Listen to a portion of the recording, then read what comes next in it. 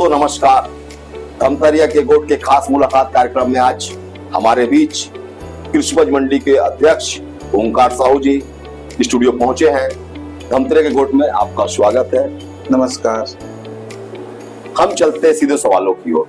जी साहू जी, आप वर्तमान में कृषि उपज मंडी धमतरी के अध्यक्ष हैं।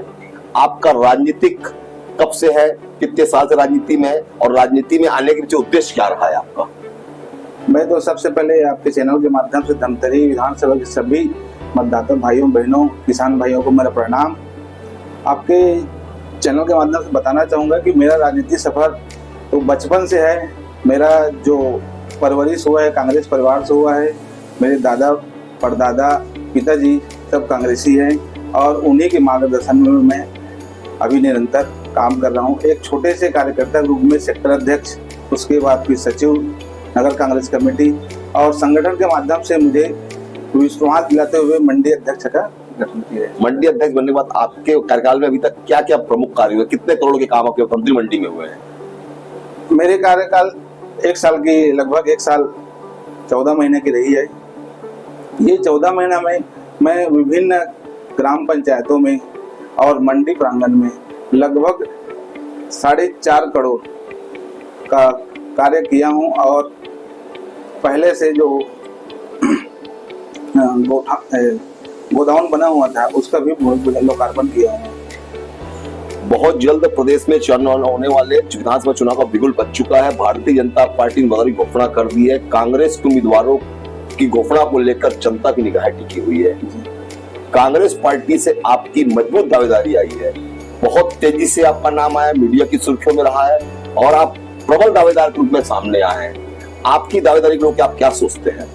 मैं तो आपके चैनल माध्यम से जनता जनार्दन को धन्यवाद देता हूं, जो मुझे मंडी अध्यक्ष बनने के बाद मेरी चर्चाएं गांव में होने लगी, शहरों में होने लगी।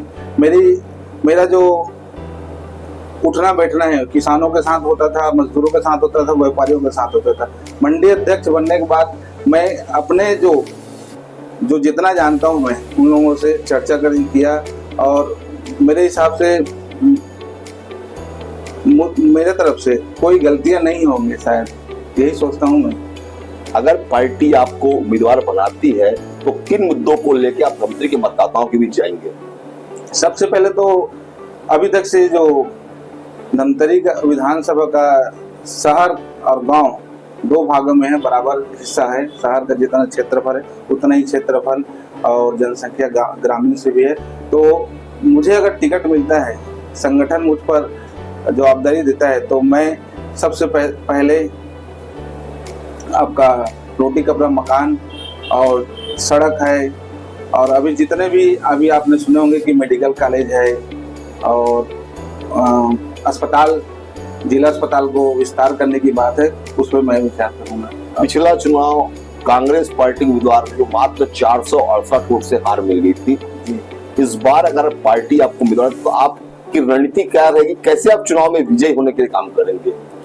सबसे पहले तो छत्तीसगढ़ के यशस्वी मुख्यमंत्री भूपेश बघेल जी ने जो 5 साल तक किसानों के लिए, मजदूरों के लिए और जितने भी हैं उनके लिए काम किए, योजनाएं लागू लाए हैं, उसी के आधार पर मैं चुनाव में जाऊंगा और संगठन के हिसाब से ही मैं आगे रणनीति बनाऊंगा। आप गांव से हैं, किसान पुत्र हैं जी। विधानसभा चुनाव को लेकर सबसे महत्वपूर्ण भूमिका होती है किसानों की, मजदूरों की। गांव के अंदर में भूपेश बघेल को लेके क्या माहौल है? किस मुद्दे को लेके या किस मतलब योजनाओं को लेके गांव का किसान, गांव का मजदूर कांग्रेस पार्टी को वोट देगा आपके नजर में? सबसे महत्वपूर्ण योजना किसको मानते हैं? मैं आपके चैनल के माध्यम से बताना चाहूंगा कि सबसे पहले किसानों के लिए जस्ट शपथ ग्रहण के बाद मुख्यमंत्री भूपेश बघेल द्वारा कर्ज माफी की गई, घोषणा की गई थी, उसको पूरा की गई, कर्ज माफी की गई। और अभी आपको जानकारी भी होगा कि 1 नवंबर से धान खरीदी चालू होने वाला है। पहले 15 क्विंटल धान खरीदी की जाती थी और अब 20 क्विंटल धान खरीदी की जाएगी। ये सबसे बड़ी उपलब्धि है कि किसान की एक दाना धान खरीदने की जो बात होती थी वो अभी सार्थक होगी।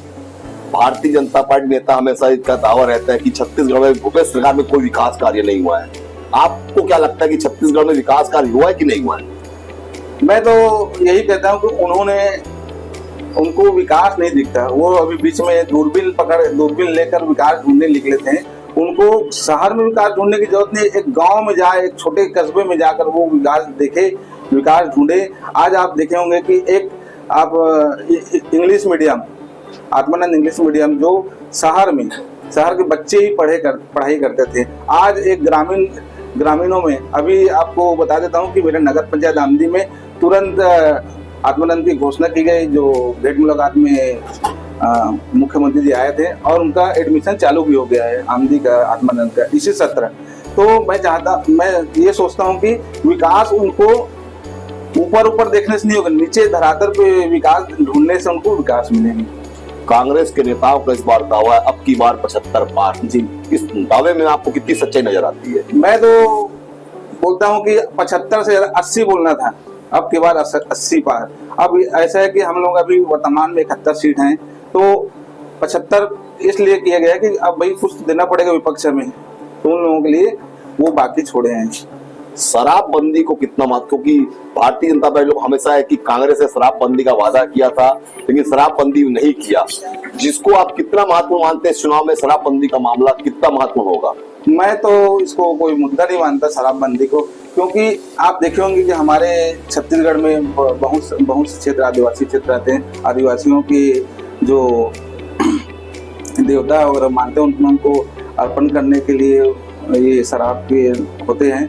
और मजदूर, अगर मान लो कि मजदूर कोई मजदूरी करता है अपने थकान मिटाने के लिए, थोड़ा बहुत लेकर दवाई के रूप में लेते हैं, उनको मैं गलत नहीं मानता। ये चुनाव में 2023 के चुनाव में कोई मुद्दा नहीं रहेगा, मतलब शराब का कोई मुद्दा नहीं रहेगा। जी, तो छत्तीसगढ़ में इस बार वापस कांग्रेस सरकार बन जाएगी आपके हिसाब से? निश्चित ही मैं आपके चैनल के माध्यम से बताना चाहूंगा कि दोबारा भूपेश बघेल, जैसे कि नारा दिया भूपेश है तो भरोसा है, वही नारा के साथ हम लोग पुनः छत्तीसगढ़ में कांग्रेस की सरकार 75 सीटों से ऊपर लेकर आएंगे और छत्तीसगढ़ की विकास की ओर अग्रसर रहेंगे।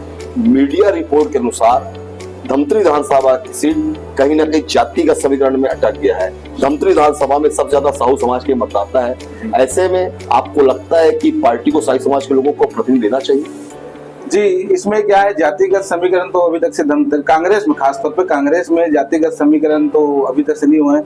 अगर अभी के जो चुनाव में अगर मान लो कि संगठन, प्रदेश स्तर पे संगठन, आपके केंद्रीय नेतृत्व अगर मुझ पर भरोसा करके मुझे टिकट देती है, तो वो पहली बार इतिहास होगा कि एक ग्रामीण से टिकट देने वाला ओंकार साहू पहला व्यक्ति होगा।